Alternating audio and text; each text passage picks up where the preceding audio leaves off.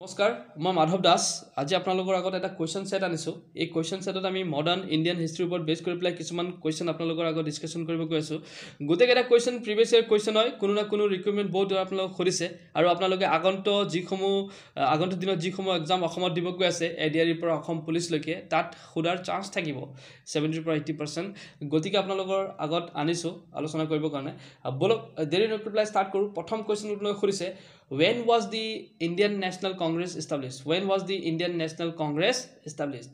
ভাৰতীয় জাতীয় কংগ্ৰেছৰ গঠন কেতিয়া কৰা হৈছিল ভাৰতীয় জাতীয় কংগ্ৰেছৰ গঠন কেতিয়া কৰা হৈছিল আপোনাৰ অপচন নম্বৰ এ দি আছে 1885 অপচন নম্বৰ বি দি আছে 1890 অপচন নম্বৰ সি দি আছে 1887 অপচন নম্বৰ ডি দি আছে 1884 ইয়াৰে কোনখন অপচনে ৰিপ্ৰেজেন্ট কৰিব যেটো বৰ্ষত ভাৰতীয় জাতীয় কংগ্ৰেছৰ গঠন হৈছিল মনত ৰাখিব ইয়াৰ সঠিক উত্তৰ হ'ব আপোনাৰ অপচন নম্বৰ এ 1885 চনত ভাৰতীয় জাতীয় কংগ্ৰেছৰ গঠন কৰা হৈছিল ইয়াৰ লগত জড়িত থকা কিছুমান তথ্য জানিম বলক ভাৰতীয় জাতীয় কংগ্ৰেছৰ যেতিয়া গঠন কৰা হৈছিল তেতিয়া ব্ৰিটিছ ভাইসৰয় আছিল আপোনাৰ লৰ্ড ডাফৰিন আৰু এ.ও. হিউম এলেন অক্টেভিয়ান হিউমক ভাৰতীয় জাতীয় কংগ্ৰেছৰ ফাউণ্ডাৰ হিচাপে গণ্য কৰা হয় বলক কোৱেশ্চন নম্বৰ 2 লৈ কোৱেশ্চন নম্বৰ 2 আপোনাক খুদিছে the first session of Indian National Congress was held at dash in 1885 the first session of the Indian National Congress was held at dash in 1885 1885 চনত ভাৰতীয় জাতীয় কংগ্ৰেছৰ প্ৰথম অধিৱেশন কোট আয়োজন কৰা হৈছিল 1885 চনত ভাৰতীয় জাতীয় কংগ্ৰেছৰ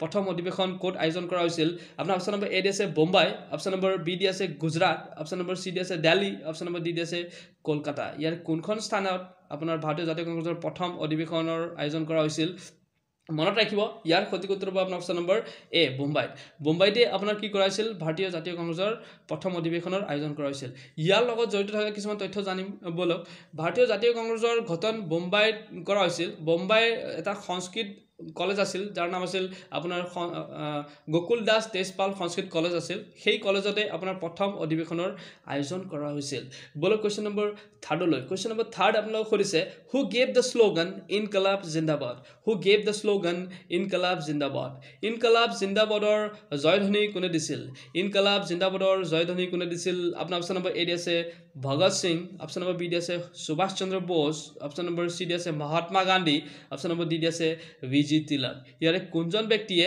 ইনকলাব জিন্দাবাদৰ জয়ধ্বনি দিছিল মনত ৰাখিব ইয়াৰ সঠিক উত্তৰ কি হ'ব ইয়াৰ সঠিক উত্তৰ হ'ব আপোনাৰ অপচন নম্বৰ এ সৰ্দাৰ ভগত সিং বীৰ সৰ্দাৰ ভগত সিংয়ে ইনকলাব জিন্দাবাদৰ জয়ধ্বনি দিছিল বলক কোৱেশ্চন নম্বৰ 4 লৈ Question number 4 আপোনালোকক খুদিছে who was the first Muslim president of the Indian National Congress who was the first Muslim president of the Indian National Congress ভাৰতীয় জাতীয় কংগ্ৰেছৰ প্ৰথম মুছলিম সভাপতি কোন আছিল ভাৰতীয় জাতীয় কংগ্ৰেছৰ প্ৰথম মুছলিম সভাপতি কোন আছিল আপোনাৰ অপচন নম্বৰ এ দি আছে Abul Kalam Azad option number B দি আছে Badruddin Tyabji option number C দি আছে Abdul Kalam Azad option number D দি আছে none of these ইয়াৰ এটাও নহয় ইয়াৰ কোনজন ব্যক্তি আছিল ভাৰতীয় জাতীয় কংগ্ৰেছৰ প্ৰথম মুছলিম সভাপতি মনত ৰাখিব ইয়াৰ সঠিক উত্তৰ কি হ'ব ইয়াৰ সঠিক উত্তৰ হ'ব আপোনাৰ অপচন নম্বৰ বি বদৰুদ্দিন তাইয়বজি সেইজন ব্যক্তি আছিল যিজন ভাৰতীয় জাতীয় কংগ্ৰেছৰ প্ৰথম মুছলিম সভাপতি আছিল ইয়াৰ লগত জড়িত থকা কিছুমান তথ্য জানিবলৈ চেষ্টা কৰিম বলক কংগ্ৰেছৰ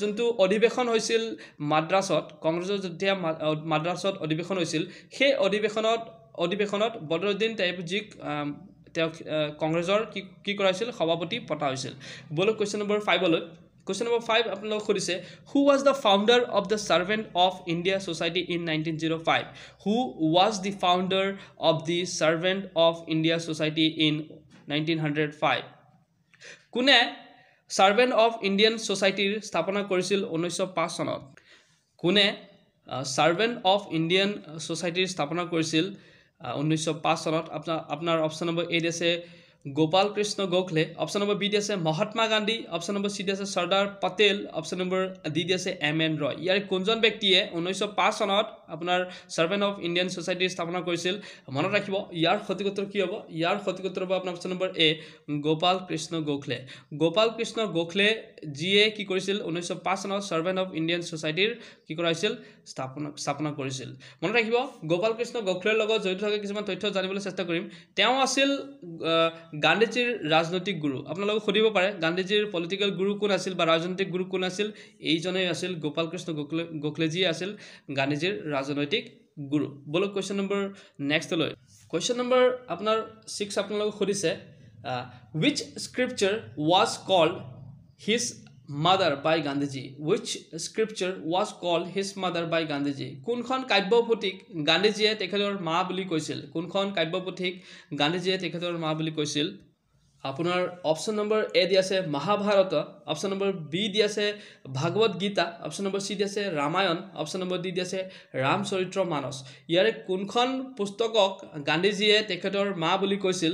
মনত ৰাখিব ইয়াৰ সঠিক উত্তৰ কি হ'ব? ইয়াৰ সঠিক উত্তৰ হ'ব আপোনাৰ option number B Bhagavad Gita. ভাগৱত গীতাক গান্ধীজীয়ে তেখেতৰ মাৰ লগত তুলনা কৰিছিল আৰু ইভেন তেখেতে ভাগৱত গীতাক মা বুলিও কৈছিল। বলক কুৱেশ্যন নম্বৰ 7 লৈ। কুৱেশ্যন নম্বৰ 7 আপোনালোকক সুধিছে who was called as Azad Shatru by Gandhiji?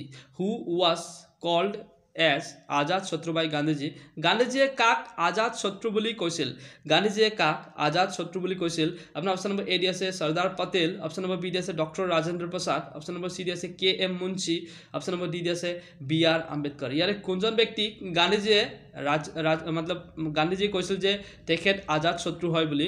মনত ৰাখিব ইয়াৰ সঠিক উত্তৰ হ'ব আপোনাৰ option number B Rajendra Prasad. Doctor Rajendra প্ৰসাদক আপোনাক গান্ধীজীয়ে কি কৈছে? আজাদ শত্ৰু বুলি কৈছিল।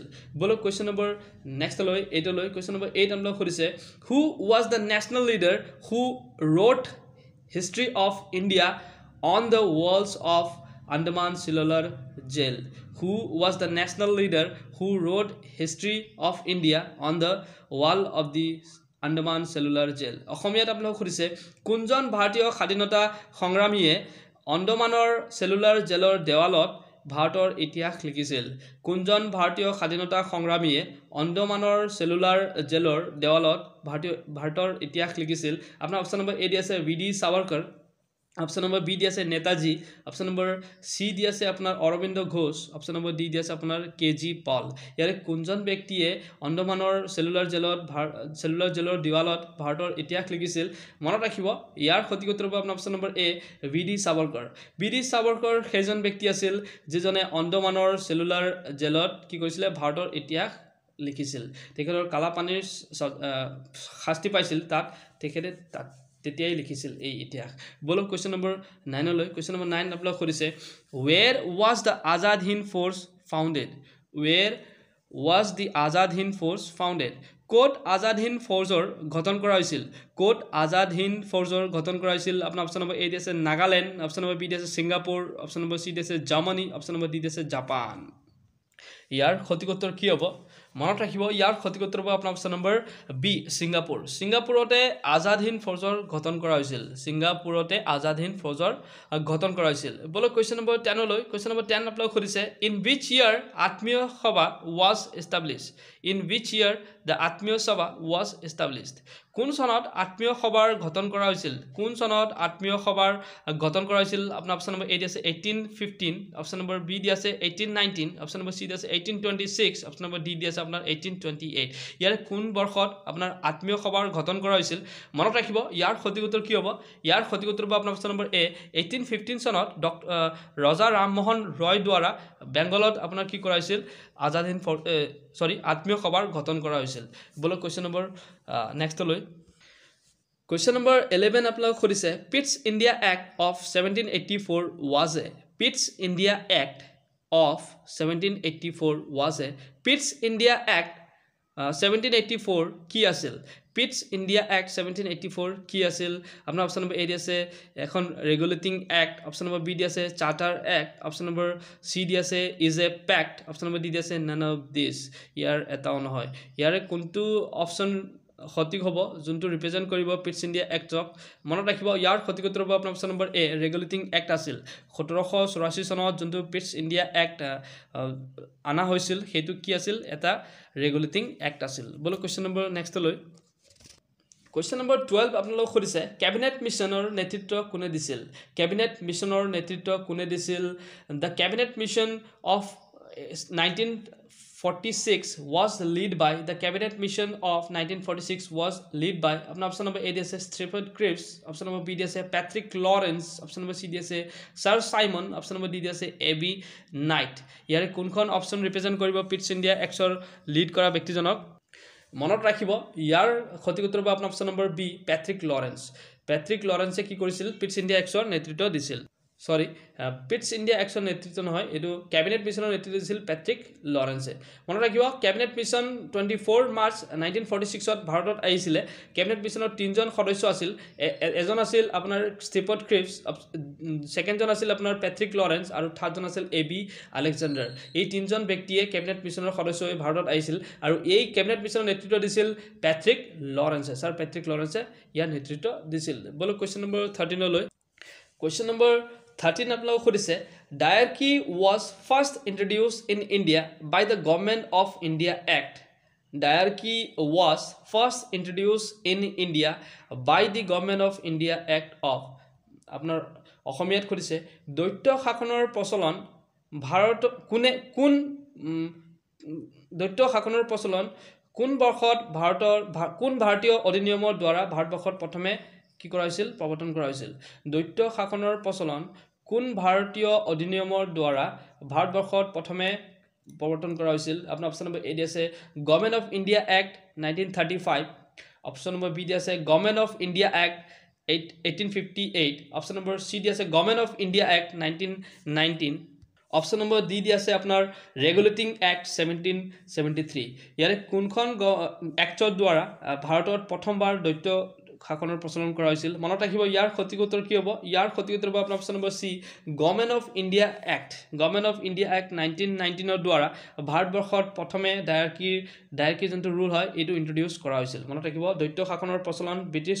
চৰকাৰে কেতিয়া ভাৰতবৰ্ষত প্ৰচলন কৰিছিল গভৰ্ণমেণ্ট অফ ইণ্ডিয়া এক্ট 1919 ৰ দ্বাৰা তেখেতসকলে ভাৰতত দৈত্য শাসনৰ প্ৰচলন কৰিছিল বলো কুৱেশ্যন নম্বৰ 14 লৈ কুৱেশ্যন নম্বৰ 14 আপোনালোক কৰিছে হু ৱাজ দ্য ফাৰ্ষ্ট খালিফা মুছলিম সকলৰ প্ৰথম খালিফা কোন আছিল হু ৱাজ দ্য ফাৰ্ষ্ট খালিফা অফ মুছলিম সকলৰ প্ৰথম খালিফা কোন আছিল আপোনাৰ অপচন নম্বৰ এ দি আছে Abu Bakr option number B দি আছে Ashraf Ali option number C দি আছে Hamid Ali option number D দি আছে জোনাল বকৰ ইয়াৰে কোনজন ব্যক্তি আছিল মুছলিম সকলৰ প্ৰথম খালিফা মনত ৰাখিব ইয়াৰ সঠিক উত্তৰ কি হ'ব ইয়াৰ সঠিক উত্তৰ হ'ব আপোনাৰ অপচন নম্বৰ এ আবু বকৰ সেইজন ব্যক্তি আছিল যিজন মুছলিম সকলৰ প্ৰথম খালিফা আছিল বলো কুৱেশ্যন নম্বৰ 15 লৈ কুৱেশ্যন নম্বৰ 15 আপোনাক সুধিছে who founded Home Rule League in Kolkata in 1916 who founded Home Rule League in Kolkata in 1916 অসমীয়াত সুধিছে আপোনালোকক কোনে 1916 চনত হোম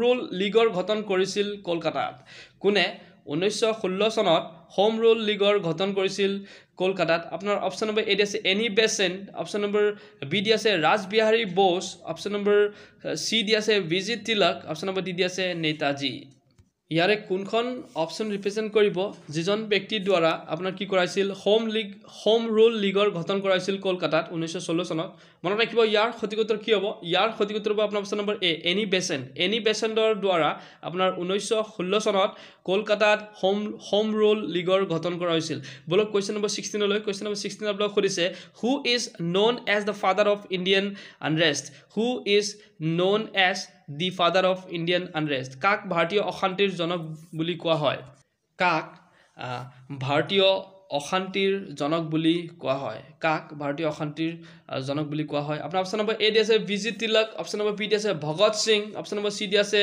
দাদাভাই নৰজী অপচন নম্বৰ ডি দি আছে নন অফ দিছ এবভ ইয়াৰে কোনজন ব্যক্তিক ভাৰতীয় অশান্তিৰ জনক বুলি কোৱা হয় মনত ৰাখিব ইয়াৰ সঠিক উত্তৰ হ'ব আপোনাৰ অপচন নম্বৰ এ কি ভিজি তিলক বাল গংগাধৰ তিলকক কি বুলি কোৱা হয় ভাৰতীয় অশান্তিৰ জনক বুলি কোৱা হয় ভেলেণ্টাইন চিৰলে কৈছিল যে ভিজি তিলকক কি বুলি কৈছিল তেখেত ভাৰতীয় অশান্তিৰ জনক বুলি বলক কুৱেশ্যন নম্বৰ নেক্সট লৈ কুৱেশ্যন নম্বৰ 17 আপোনাক সুধিছে who was the governor general of India during the revolt of 1857 who was the governor general of India during the revolt of 1857 কোন ভাৰতৰ গভৰ্ণৰ জেনেৰেল আছিল যেতিয়া 1857 চনৰ বিদ্ৰোহ হৈছিল কোন ভাৰতৰ গভৰ্ণৰ জেনেৰেল আছিল যেতিয়া কি হৈছিল 1857 চনৰ বিদ্ৰোহ হৈছিল আপোনাৰ অপচন নম্বৰ এ দি আছে ক্যানিং, অপশন নম্বৰ বি দি আছে কাৰ্জন, অপশন নম্বৰ সি দি আছে ৰিপন, অপশন নম্বৰ ডি দি আছে ভেন্টিক। ইয়াৰে কোনজন ব্যক্তি আছিল গভৰ্ণৰ জেনেৰেল যেতিয়া আপোনাৰ 1857 চনত ভাৰতত বিদ্ৰোহ হৈছিল? মনত ৰাখিব ইয়াৰ সঠিক উত্তৰ কি হ'ব? ইয়াৰ সঠিক উত্তৰ হ'ব আপোনাৰ অপশন নম্বৰ এ লৰ্ড কেনিং। কেনিং সেইজন ব্যক্তি আছিল যেতিয়া ভাৰতত 1857 চনত বিদ্ৰোহ হৈছিল আৰু এই বিদ্ৰোহক চিপাহী কি বুলি কোৱা হয়? চিপাহী মতনি বুলি কোৱা হয় বা চিপাহী বিদ্ৰোহ বুলিও কোৱা হয়। বলক কুৱেশ্যন নম্বৰ 18 লৈ। কুৱেশ্যন নম্বৰ 18 আপোনালোকক সুধিছে who was the leader of the Ahom revolt 1828? Who was the leader of the Ahoms revolt 1828? কোনে 1828 চনৰ আহোম বিদ্ৰোহৰ নেতৃত্ব দিছিল? কোনে 1828 চনত হোৱা আহোম বিদ্ৰোহৰ নেতৃত্ব দিছিল? আপোনাৰ অপশ্যন নম্বৰ এ দি আছে Gomdhar Konwar, option number B দি আছে Maniram Dewan, option number C দি আছে Kanak Ahom, option number D দি আছে নেন অফ দিছ এবভ। ইয়াৰে কোনজন ব্যক্তিয়ে 1828 চনত হোৱা যোনটো বিদ্ৰোহ আছিল আহোম বিদ্ৰোহ এইটো নেতৃত্ব দিছিল? মনত ৰাখিব ইয়াৰ সঠিক উত্তৰ কি হ'ব? ইয়াৰ সঠিক উত্তৰ হ'ব আপোনাৰ অপশ্যন নম্বৰ এ গোমধৰ কোঁৱৰ। গোমধৰ কোঁৱৰ সেইজন ব্যক্তি আছিল যিজনে 1828 চনত হোৱা আহোম বিদ্ৰোহৰ নেতৃত্ব দিছিল অসমৰ পৰা। বলক কুৱেশ্যন নম্বৰ নেক্সট লৈ। আৰু গোমধৰ কোঁৱৰৰ লগত তথ্য জানি ল'বলৈ চেষ্টা কৰিম আমি। গোমধৰ কোঁৱৰ সেইজন ব্যক্তি আছিল যিজনে দেশৰ কাৰণে অসমৰ হৈ প্ৰথম কি হৈছিল? শ্বহীদ হৈছিল। বলক কুৱেশ্যন নম্বৰ 19 লৈ। কুৱেশ্যন নম্বৰ 19 আপোনালোকক সুধিছে when was the permanent settlement introduced by the East India Company? When was the permanent settlement introduced by the East India Company? কেতিয়া বেংগলত স্থায়ী বন্দোবস্তৰ ব্যৱস্থাৰ প্ৰচলন কৰা হৈছিল? কেতিয়া বেংগলত স্থায়ী বন্দোবস্তৰ ব্যৱস্থাৰ প্ৰচলন কৰা হৈছিল? আপোনাৰ অপশ্যন নম্বৰ এ দি আছে 1793, অপশ্যন নম্বৰ বি দি আছে 1790, অপশ্যন নম্বৰ চি দি আছে 1796, অপশ্যন নম্বৰ ডি দি আছে 1798। ইয়াৰে কোনখন বৰ্ষত বেংগলত স্থায়ী বন্দোবস্তৰ প্ৰচলন কৰা হৈছিল? মনত ৰাখিব ইয়াৰ সঠিক উত্তৰ হ'ব আপোনাৰ অপশ্যন নম্বৰ এ 1793 চনত বেংগলত প্ৰথম স্থায়ী বন্দোবস্তৰ ব্যৱস্থাৰ প্ৰচলন কৰা হৈছিল। বলক কুৱেশ্যন নম্বৰ নেক্সট লৈ। কুৱেশ্যন নম্বৰ নেক্সট 20 আপোনালোকক সুধিছে in which Indian city did the East India Company first landed? In which Indian city did the East India Company first landed? কোনখন ভাৰতীয় চহৰতে ইষ্ট ইণ্ডিয়া কোম্পানীয়ে প্ৰথমে আগমন কৰে? কোনখন ভাৰতীয় চহৰতে ইষ্ট ইণ্ডিয়া কোম্পানীয়ে প্ৰথমত আগমন কৰে? আপনার অপশন নম্বর এ দি আছে সুরত, অপশন নম্বর বি দি আছে গুজরাট, অপশন নম্বর সি দি আছে মাদ্রাস, অপশন নম্বর ডি দি আছে কলকাতা। ইয়াৰ কোনখন অপশন সঠিক হ'ব? মনত ৰাখিব ইয়াৰ সঠিক উত্তৰ হ'ব আপোনাৰ অপশন নম্বৰ এ সুৰত গুজৰাটত যোনটো প্লেচ হয় সুৰতত ইষ্ট ইণ্ডিয়া কোম্পানীয়ে প্ৰথম কি কৰে? আগমন কৰে, লেণ্ডেড হয়। এই গোটেইকেইটা কুৱেশ্যন আছিল প্ৰিভিয়াছ ইয়াৰ কুৱেশ্যন। গোটেইকেইটা কুৱেশ্যন মডাৰ্ণ ইণ্ডিয়ান হিষ্ট্ৰীৰ লগত সম্পৰ্কিত। আশা কৰিছোঁ ইয়াৰ মাধ্যমে আপোনালোকৰ লাভ হ'ব কিছু হ'লেও, আৰু আপোনালোকৰ এক্সামত ইয়াৰ পৰা কুৱেশ্যন আহিলে আপোনালোকে টেকেল কৰিব পাৰিব, লিখিব পাৰিব। এই আশাৰে ভিডিঅ' সমাপন কৰিছোঁ। আমি আগন্তুক দিনত আৰু ভাল ভাল ভিডিঅ' আনিম, আপোনালোকক প্ৰিপেৰেশ্যন কৰাই থাকিম কুৱেশ্যনৰ। আৰু আপোনালোকৰ যদি কিবা থাকে আপোনালোকৰ যদি কিবা প্ৰয়োজন থাকে আপোনালোকে জনাব। এই আশাৰে ভিডিঅ' সমাপন কৰিছোঁ। লগ পাম নেক্সট ভিডিঅ'ত। বলক ভাৰত মাতা কি জয়, জয় আই অসম।